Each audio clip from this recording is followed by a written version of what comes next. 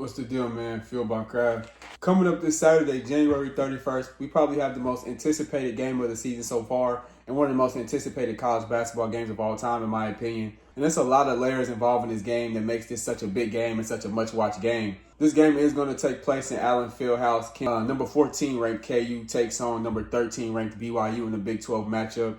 So not only is it a conference game, but it's also a battle of two top 15 teams. So that alone sells the big game feel. This is going to be the 1,000th total game played at Allen Fieldhouse, if I read that correctly. So again, another dope layer to this game. Number 14, Kansas right now is sitting at a total record of 15 wins, 5 losses, 5-2 in the conference, while BYU sits at 17-3 as a whole, and they're also 5-2 in the conference. I kind of wanted to just go over this game a little bit, preview this game, and just explain Kansas' path to winning, in my opinion, some things that they can do that can really help their chances of winning this game.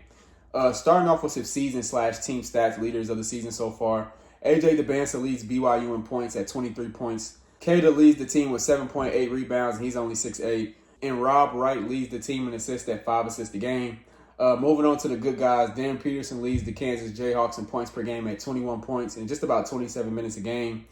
Flory Badinga is leading the team in rebounds at 9 rebounds a game. And Melvin Council is KU's assist leader, sitting at about 5 assists a game as well. So just based off those three stat leaders alone, a pretty even battle for KU versus BYU.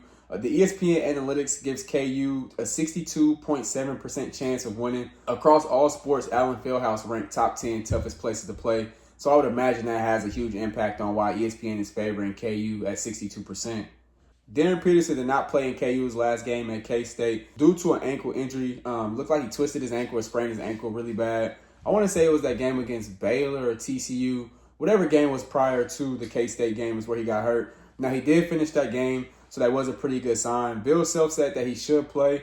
But like I said, considering the fact that he finished that last game and kind of sat out for this K-State game, it gave me the feeling that he was kind of just not wanting to risk anything because he wanted to be available for this big matchup. The last time Darren Peterson and AJ DeBansa faced off was in high school, where Darren Peterson hit a game winner and had 50 points that game. So this should be an exciting matchup, but I really hope that it doesn't turn into a one-on-one thing. Basketball still is a game of fives, and I really hope they don't get caught up in trying to play one-on-one and kind of outshine each other, which I don't think the coaches will allow that in the first place, but just thought I'd throw that out there. Since January 9th, AJ DeBansa has scored at least 20 points in 11 out of 12 games, so he's feeling it right now.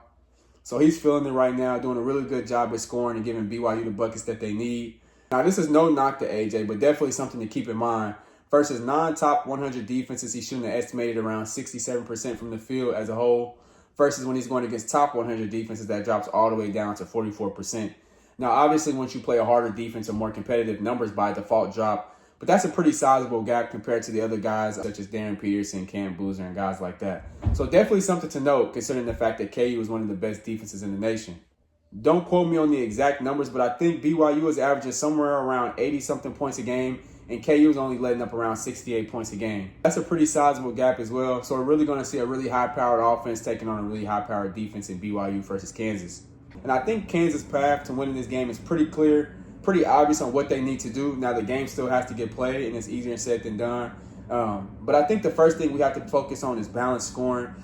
Like we did against K-State, when you've got all 5 starters in double figures, it just makes KU hard to scout, especially a team that seems really DP dependent whenever he is on the floor. I think he leads the nation at about 44 points per 100 possessions. Really impressive. And I think we need to get guys like Trey White, Flory, and Bryson Tiller looks really early in that game. And I think that starts in the paint with guys like Bryson Tiller, Trey White, Flory Badinga. BYU has a really short team. Their center stands at around 6'8". So it's going to be times during that game where Kansas has about 3 players taller than the tallest player on BYU. So I think we definitely have to take advantage of that, get Kada in some foul trouble, and just abuse the fact that Kansas is a much bigger team. Paint control and gang rebounding is going to be critical in this game as well. Even though we beat K-State pretty comfortably, pretty early in that game, we got really lazy. K-State got a bunch of second chance rebounds, and they're a terrible rebounding team. So I think it's really important that Kansas limits the possessions that BYU gets. And while doing that, I think Kansas can also control the pace of the game if we rebound and kind of speed the game up and play at a Kansas pace and make BYU adapt to that while also dealing with the atmosphere of being at Allen Fieldhouse. I have no doubt Flory's going to be on the boards, but I think Bryson Tiller and Trey White gang rebounding will just really make it tough for BYU to get second chance opportunities. It really just put a lot of pressure on them because when you have limited possessions, that also limits the amount of mistakes you can make. And with KU being such a really good defense, I think limiting the amount of second chance points BYU gets can really get them out of the game pretty early. And I've been saying his name a lot, but Bryson Tiller, he's got to stay out of foul trouble, and he can't play that soft game that he's kind of been playing here and there. He's got to realize that he's 6'11". Like I said, their tallest guy on the floor at times is only going to be 6'8". So I think we really have to hone into that big man mentality, really get points in the paint, and just get really aggressive and try to draw some fouls against BYU and get them in some early foul trouble. If you can get teams in foul trouble early, the defenders start playing a lot more hesitant, scared, some might say, as you get later in the game, and that's when KU can really pick up the aggressiveness. And if Tiller and Flory can be aggressive, I think BYU is just too little, and that front court would just eat BYU alive. And if we're having success in the paint, pretty close to the rim, I think that'll just by default force help and open up shots.